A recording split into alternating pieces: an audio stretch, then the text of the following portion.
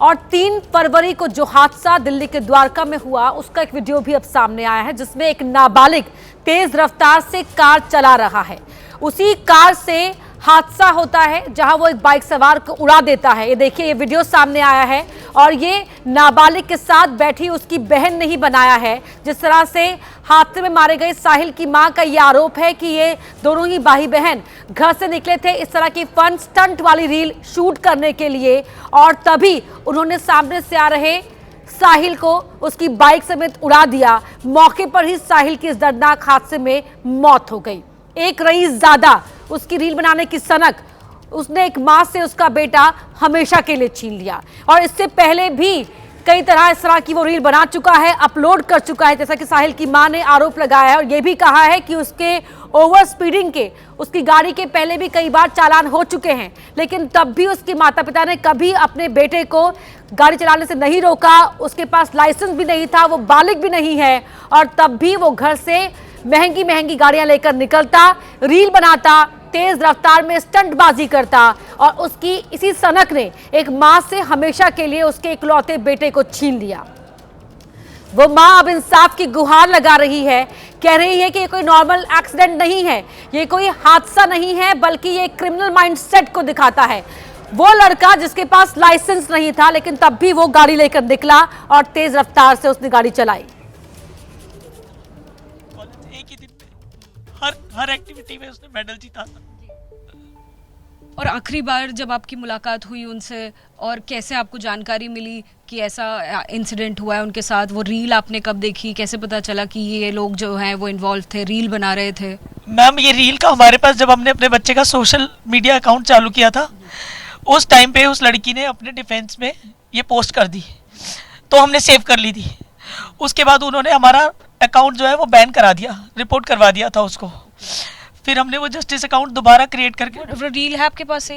वो रील मैंने शेयर कर दी है मीडिया से, आप ले सकते हैं आपस में, वो रील मैंने शेयर कर दी है। तो वो जस्टिस अकाउंट जो हमने चलाया था उसके ऊपर कमेंटबाजी करके ही ये रील हमारे पास आई है। हाँ, इसकी बहन ने ही कमेंट करा है। ट्रांसपोर्टेशन में है ये लड़का, ये इसके पेरेंट्स? हाँ, इसका फादर ट्रांसपोर्टर है, ऐसा मुझे अभी तक तो लग रहा है कि कानून में कहीं ना कहीं जो कमी है उसका फायदा उठा रहा है। बिल्कुल उठा रहा है मैम। मैं सारी स्टेटमेंट्स इस बारे में दे चुकी हूँ, क्योंकि वो लॉ से वेल अवेयर है, हमारे वीक सिस्टम से वेल अवेयर है, बीइंग ट्रांसपोर्टर, उसे सब पता है, तभी उसकी इतनी हिम्मत हो रही है कि वो इस तरह से बाहर भी बैठा है अभी तक, और जो है वो कानून से अपने बच्चे को भी गाड़ियाँ दे रहा है खिलवाड़ करने के लिए। तो ये ही इज़ वेल अवेयर। एक आखिरी सवाल पूछना चाहूँगी, एफआईआर में उसकी उम्र कितनी थी, और जितना बताया गया है वो उम्र का यहाँ पर कुछ गलत जानकारी है, उसमें कुछ गलत बयान? बार बार मैं मीडिया को बोल रही हूँ कि जो हमें पुलिस ने अपने एविडेंस जो भी बताया, जो इन्फॉर्मेशन दी है, मैं सिर्फ वही आपसे शेयर कर रही हूँ, क्योंकि मैं तो गई नहीं हूँ कहीं पे एविडेंसेस लेने के लिए, मेरी तो अथॉरिटी नहीं है, पर्सनली तो मुझे कोई देगा नहीं। मुलाकात हुई है आपकी उस लड़के से या उसके परिवार से? नहीं, मेरी कोई मुलाकात नहीं हुई है। पब्लिक वीडियो में हमारे कुछ जानकार हैं जो आसपास की सोसाइटीज़ में रहते हैं, और या जो पब्लिक वहाँ खड़ी थी उन्होंने वीडियोस बनाए हैं, वही वीडियोस हमारे पास आए हैं। उसमें पब्लिक ने उनको पकड़ लिया है, स्टूडेंट्स ने उनको पकड़ा है, वो भाग रहे थे। 11:38 पे एक्सीडेंट हुआ है, और 11:45 पे वो अपने घर पैदल भाग रहे हैं, और 2 स्टूडेंट्स और गार्ड, हाँ, दोनों बहन भाई वापस अपने घर की तरफ जा रहे हैं, और 2 स्टूडेंट्स और गार्ड ने उनको पकड़ के वापस वो वहाँ पे स्पॉट पे लेके गए हैं। That's all. बहुत शुक्रिया इतने मुश्किल वक्त में एबीपी न्यूज़ से बात करने के लिए। आपको सुनाई दी ईना जी, जिनके बेटे साहिल की मृत्यु हुई है। कैमरा पर्सन प्रवीण दीक्षित के साथ अजातिका सिंह। ये मेरे बेटे ने लास्ट गले में पहना ये कैमरे गए थे बाइक पे, ये लास्ट उसने पहना हुआ था। बस मेरे पास यही है।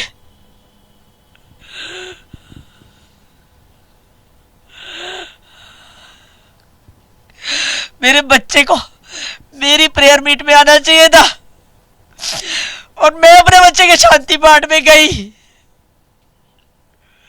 इससे पहले मर जाना चाहिए था मुझे, इससे पहले मेरे को मर जाना चाहिए था।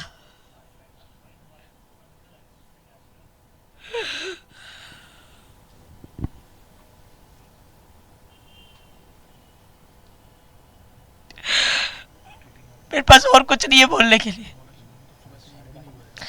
मैं सब कुछ बोल चुकी हूँ ऑलरेडी। अगर ये सब देख के भी लोगों का दिल नहीं दहल रहा तो मुझे भी मार दो, मैं कैसे जीऊंगी मैं बेटे के बिना। मेरे पास सिर्फ एक रीजन है जीने का, मेरे बच्चे को इंसाफ दिलाना है मुझे। ये मेरे बेटे ने लास्ट गले में पहना। एक माँ जो पिछले कई सालों से अपने बेटे को अकेले पाल रही थी, ये सोचकर कि आगे जाकर वो उसका सहारा बनेगा, उस माँ से उसके इस बेटे को, सहारे को एक रईसजादे ने हमेशा हमेशा के लिए दूर कर दिया। ये माँ अब इंसाफ की गुहार लगा रही है। पैसे वाले परिवार का नाबालिग बेटा जो घर से गाड़ी लेकर निकला और उसने एक लड़के को उड़ा दिया। जी हाँ, यही शब्दों का इस्तेमाल किया गया कि बाइक के साथ उसने अपनी गाड़ी की तेज रफ्तार से उस लड़के को मार डाला और अब उस लड़के की मां अपने बेटे के लिए इंसाफ की गुहार लगा रही है। और ये मां कह रही है कि आखिरकार ये कैसी सनक है रील बनाने की। ये मां कह रही है कि ये क्या जुनून था रफ्तार का कि वो परिवार जो अपने बेटे और बेटी को बचा रहा है, लेकिन इस मां का दर्द कौन सुनेगा। बेटे को इंसाफ चाहिए, ये मां गुहार लगा रही है सभी से।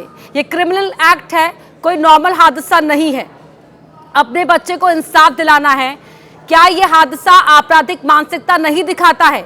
ये साहिल की मां के सवाल हैं और ये सवाल आज हर मां पूछ रही है, क्योंकि जिस तरह से इस मां ने अपने बेटे को पाला पोसा और वो बेटा एक ही पल में किसी की रीलबाजी की सनक के चलते उससे हमेशा के लिए दूर हो गया। क्या ऐसे लोग पैसों के दम पर कुछ भी कर सकते हैं? ये सवाल पूछे जा रहे हैं, क्योंकि अब वो आरोपी जो गाड़ी चला रहा था वो जमानत पर छूट आया क्योंकि उसके बोर्ड के एग्जाम थे। लेकिन बोर्ड के एग्जाम से कुछ दिन पहले वो गाड़ी लेकर सड़क से जा रहा था तेज रफ्तार में। वीडियो उसकी बहन उसके साथ जो बैठी हुई थी वो बना रही थी, तो क्या तब उन्हें बोर्ड एग्जाम का ख्याल नहीं था? ये सभी क्रिमिनल हैं, ये कहना है साहिल की मां का, जिन्होंने अपने इकलौते बेटे को हमेशा हमेशा के लिए खो दिया। आखिरकार उस आरोपी ड्राइवर के पिता के खिलाफ कार्रवाई क्यों नहीं की गई? वो लड़का नाबालिग था, तो उस पैसों के दम पर क्या उसके माँ बाप उसे बचा लेंगे? ये सोच खतरनाक नहीं है तो फिर कैसी है? वो लड़का जो गाड़ी चला रहा था, जिसने एक मां से उसके बेटे को छीन लिया, उसकी जिंदगी हमेशा के लिए खत्म हो चुकी है और अब वो जेल से बाहर है। सुशील हमारे सहयोगी हमारे साथ लाइव जुड़ रहे हैं इसी खबर पर। सुशील, मां इंसाफ की गुहार लगा रही है, बेटा उसकी जिंदगी का चिराग अब उसके जीवन से हमेशा के लिए दूर हो चुका है, लेकिन सवाल उठ रहे हैं कि आखिरकार ये कैसा जुनून था, पैसे की कैसी सनक थी कि एक लड़का नाबालिग होते हुए गाड़ी चला रहा था, किसी की जान ले लेता है और अभी भी वो बाहर है। जी बिल्कुल, देखिए सीधे तौर पर सवाल कई खड़े हो रहे हैं दिल्ली पुलिस की कार्रवाई को लेकर, और इसीलिए जब हमारी दिल्ली पुलिस के इस अधिकारियों से इस मामले में बात हुई तो उनकी तरफ से ये कहा गया कि जब ये इंसिडेंट हुआ तो उन्होंने इनिशियली जो एफआईआर दर्ज किया उस एफआईआर के मुताबिक लड़के की उम्र उसमें 19 साल लिखी गई, लेकिन जब दस्तावेज देखे गए तो दस्तावेजों में लड़के की जो उम्र है वो 17 साल बताई गई। उसके बाद उसे जुवेनाइल जस्टिस बोर्ड में पेश किया गया, लेकिन दिल्ली पुलिस ने इस पूरे मामले में जो आरोपी के फिलहाल नाबालिग का जो पिता है उनको फिलहाल नोटिस भेजा गया। उस समय वो लखनऊ में मौजूद थे और उसके बाद वो आकर इन्वेस्टिगेशन ज्वाइन करते हैं, जिन्हें 24 घंटा डिटेन करती है दिल्ली पुलिस और उनका बयान दर्ज करती है, और 24 घंटा बयान दर्ज करने के बाद उनको छोड़ दिया जाता है। लेकिन बड़ा सवाल ये है कि अगर उन्हीं का बेटा नाबालिग है और उसके पास कोई भी दस्तावेज नहीं मौजूद थे तो गाड़ी दी क्यों गई? लेकिन दिल्ली पुलिस का अब ये कहना है कि इस पूरे मामले में जब चार्जशीट दाखिल की जाएगी तो मोटर व्हीकल एक्ट के तहत उनके पिता को इसमें एक्यूज बनाया जाएगा और अब यह कोर्ट पर तय होगा कि कोर्ट उन्हें सजा देती है या जुर्माना लगाती है। लेकिन एक बड़ा सवाल इस मामले में पुलिस की कार्रवाई को लेकर जरूर खड़ा होता है कि जब इतना बड़ा इंसिडेंट होता है तो पुलिस की कार्रवाई इतने ढीले रवैये से क्यों की जाती है, इसको लेकर एक बड़ा सवाल खड़ा होता है। लेकिन ऐसे में क्या पिता को दिल्ली पुलिस अरेस्ट करती है या नहीं करती है मोटर व्हीकल एक्ट के तहत। हालांकि ये जरूर दिल्ली पुलिस की तरफ से कहा गया है कि वो कार्रवाई इस पूरे मामले में उन्होंने की है और उनकी तरफ से उनके पिता को डिटेन किया गया था, लेकिन गिरफ्तार क्यों नहीं किया गया, सवाल यही है। और अब इस पूरे मामले में जब जुवेनाइल को जुवेनाइल जस्टिस बोर्ड में पेश किया जाता है और उसको एग्जाम के लिए जमानत मिलती है, तो सवाल कई खड़े होते हैं कि क्या ऐसी स्थिति है कि कोई भी नाबालिग सड़कों पर इसी तरीके से रील बनाएगा और किसी को मार के चला जाएगा और उसके बाद जो कानून है वो इस तरह का कानून है जो आरोपी को छूट दे देती है और आरोपी जो पिता है वो बाहर घूमता है पुलिस के सामने बयान दर्ज कराने के बाद। तो क्या कानून का कोई डर रह गया या नहीं रह गया? इसलिए सवालों के घेरे में दिल्ली पुलिस की कार्रवाई भी है और दिल्ली पुलिस इस पूरे मामले में अभी भी बयान देने से बच रही है। वजह यह है कि इस पूरे मामले में जो पिता है उसके खिलाफ कानूनी कार्रवाई क्यों नहीं की गई, इस पर जब दिल्ली पुलिस की हमने वर्जन लेने की कोशिश की तो दिल्ली पुलिस की तरफ से कोई भी बयान फिलहाल अभी तक नहीं दिया गया है। जी तो कानून के लूप होल का यहाँ पर फायदा उस परिवार ने उठाया है। साहिल की मां अपने बेटे के लिए इंसाफ की मांग कर रही है, साथ ही नाबालिग आरोपी और उसके परिजनों पर कार्रवाई की मांग भी कर रही है। कानून ऐसा होने की वजह से ही तो उसके बाप को पता है, क्योंकि वो ट्रांसपोर्टर है तो उसे तो पता है कि कानून ऐसा है, इसीलिए उसने गाड़ी दी है, इसीलिए उसने अपने ऐसे गंदे बच्चे को गाड़ी दी है, ऐसा आवारा लड़के को सोसाइटी के नाम पे धब्बे, कोई वैल्यूज नहीं है। उसकी बेटी भी ऐसी है, बेटा तो बेटा, बेटी भी ऐसी है। उसको पता है कानून कैसा है, क्योंकि वो ट्रांसपोर्ट लाइन में है, उसकी गाड़ियां चलती है, वो ऑलरेडी खिलवाड़ कर रहा है। कानून ऐसा है इसीलिए उसकी हिम्मत हुई ऐसा करने की। उसको पता है, पता होने की वजह से ही हुआ है ये। क्यों नहीं होना चाहिए बदलाव? बताइए मुझे क्यों नहीं होना चाहिए?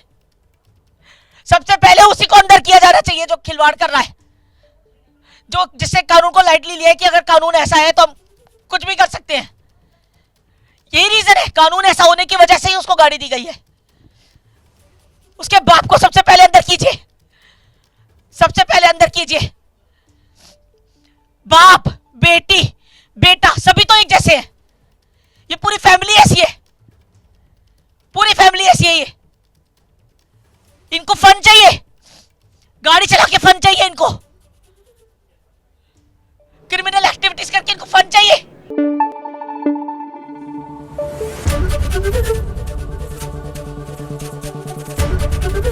एबीपी न्यूज आपको रखे आगे।